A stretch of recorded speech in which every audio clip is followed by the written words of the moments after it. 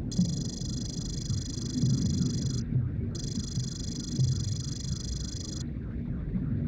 going to show you some of the game options that I have. These are, pretty important.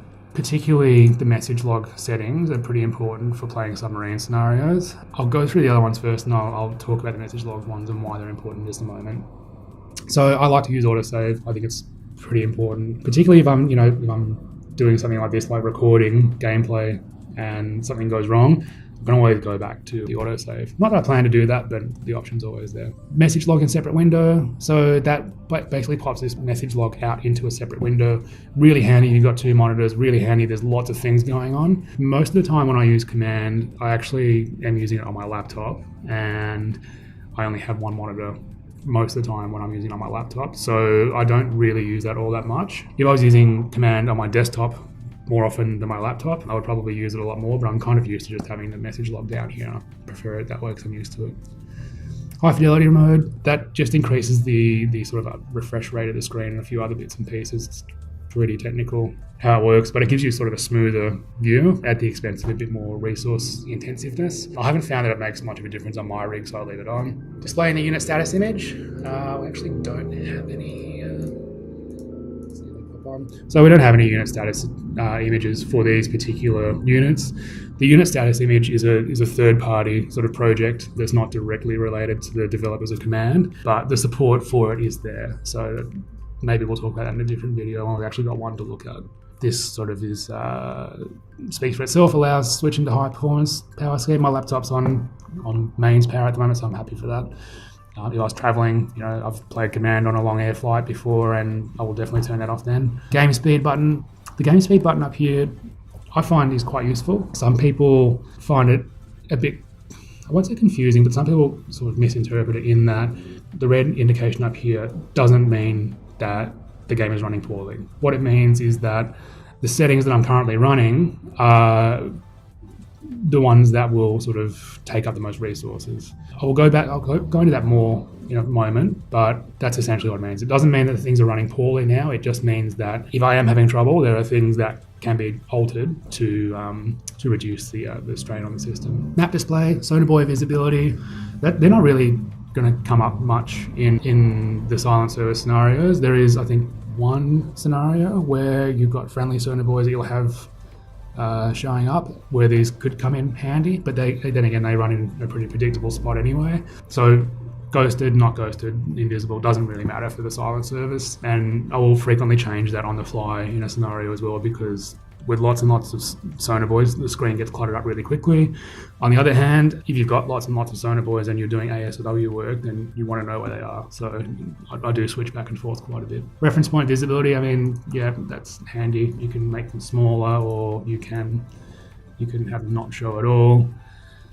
The data box visibility, which is the box I was talking about down here, I prefer to have that at the bottom. Some people have it on their cursor. I personally don't like anything around my cursor apart from my cursor, so I have it on the bottom. The map symbols, again, personal preference. I like NTDS and NATO. I can tell a lot more looking at this. I suppose not a lot more. I'm just more comfortable. It's faster for me. I'm used to the symbols. So showing ghosted group members, I usually turn that off. The V key is how I do that. So the V key switches between group and unit mode. Again, not going to be super relevant for most of the silent service scenarios, because you're not going to be controlling groups of units. You're going to be controlling individual units, being submarines for the most part. Showing plotted paths, I like to leave that all. If I'm running a huge scenario where there's heaps of stuff going on, then I might turn it down to a selected unit. But in general, I want to know where everyone's going. Showing diagnostics, actually going to turn that off. I usually have it on, for doing work on the game, but it can be a little bit of a cheat in that you can find out, there's a Pathfinder queue and it's one of the enemy vessel names, or the active unit count starts spiking up. You might know that, they're dropping sonar buoys. So I'm actually going to turn it off. Semi-transparent canvas for the message log. So down here we've got a semi-transparent canvas for the message log. Again, I usually play that with that off. I prefer to have it off. If I have any trouble reading it, I'll pop it out to a separate window, but that doesn't happen very often. Now this is where the meat of the settings that are going to make a difference, the actual gameplay in the silent service are. Some people like to play 1-to-1 time compression.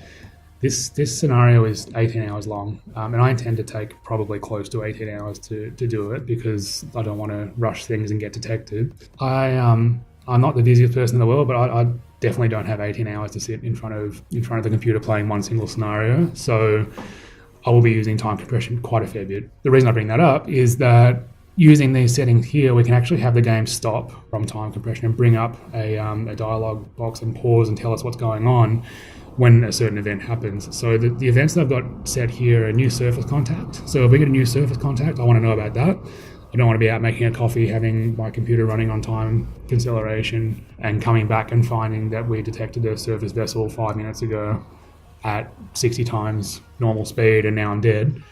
I'd like to know that straight away. Same as with a new underwater contact. I've also got the same for special messages.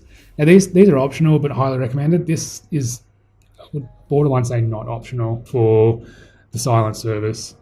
A lot of information is going to come through special messages, and these are messages like the gameplay notes, any changes to your orders, some messages from your crew might come through as special messages, so they are really, really important. So I would say definitely have them show on the message log and also definitely have them raised as a pop-up. User interface, I mean, that doesn't need to be on. A lot of this stuff here is diagnostics and behind-the-scenes stuff. I actually turn it off. You know, if I'm developing or if I'm looking at something, then I'll have those on so I can see what's going on behind the scenes to a certain extent. But when I'm actually playing the game, and particularly when I'm playing a game or a scenario that has a small amount of units, and we've just had something pop up there, a small amount of units, then I will actually leave this off because I find it gives you too much information. So it'll say things like, you know, resolving hits against the actual vessel name or the vessel type and the exact type of weapon.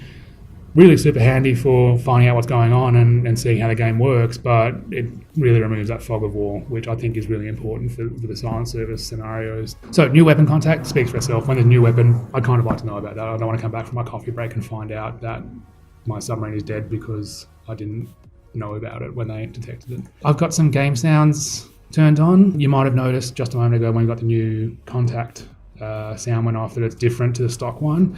I've actually changed a few of the sounds to sounds that I prefer. That's really easy to do. I might go through that maybe in the description or something like that. But essentially you just copy MP3 files to the sound effects folder and rename them to be the file you want to replace. Really, really simple to mod. Background music, you know, I don't usually, if I'm listening to music, it's either on a streaming service or on wherever I am. I usually don't listen to background music through the game. You can configure the background music for the game the same as the game sounds by putting in MP3 files in the music folder, and I believe it'll randomly cycle through them, although I haven't done it myself. Now this is where we were talking about with the game speed before, so I'll just close that and open it here, and you can see that it actually opens exactly the same dialogue when you click on game speed. For me to turn all of this stuff off, all of the stuff up here if there's nothing ticked up here, the game speed indicator will go yellow. There's nothing ticked here, I believe it will go, you know what, let's find out. So we'll turn all of this off. So it'll go orange with all that off. With all that off, it'll go yellow, and with that off, it'll go green, okay? That actually, it shows that, you know, we're putting the least strain on the system possible, but it doesn't show how the game is actually performing because the game is actually not doing anything right now, it's paused.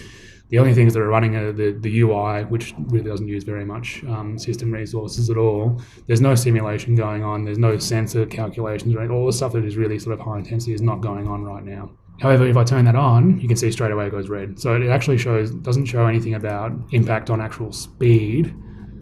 It just shows what could be causing slow speeds if you're experiencing them. With these, high fidelity mode I like having on, no pulse mode, again, like having that on. Extra aim protection, I've never really needed that, so I don't put it on. I'll probably turn these back on using the map settings, and autosave I find is hugely, hugely useful. This dialogue here is really useful if you're having issues, like you're running a really big scenario with lots of active units and you want to get a bit of a speed boost. You can turn off things that you're not using, but the silent service scenarios are all, you know, I think the biggest one is around 1,500 active units, that's a lot. But there's scenarios out there, you know, that are pushing 4,000 or 5,000 active units, and that's getting to be the standard these days. So these are pretty sort of small scale scenarios that shouldn't tax your system whatsoever, really.